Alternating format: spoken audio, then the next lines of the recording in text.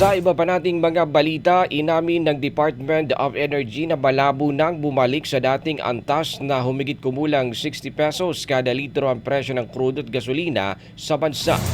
Ayon kay Energy Secretary Sharon Garin, malaking epekto ng tensyon at giyera sa gitnang silangan ang patuloy na paggalaw ng presyo ng langis sa pandaigdigang merkado.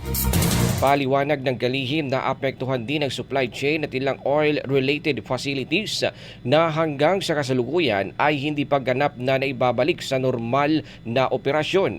Dagdag pa nito, kung panandalian lamang umano ang naturang sigalot, posibleng na nakapagdulot pa ito ng mabilis na stabilisasyon ng presyo. Ngunit dahil umabot na ng ilang linggo ang krisis, mas mabagal na anya ang inaasang pagbaba ng halaga ng petrolyo.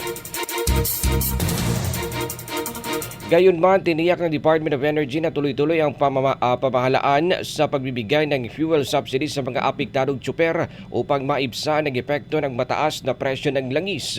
Bukod dito, inihahanda rin ang iba pang mga programa tulad ng discounts para sa mga jeepney drivers na posibleng ipatupad sa loob ng 3 hanggang 4 na buwan.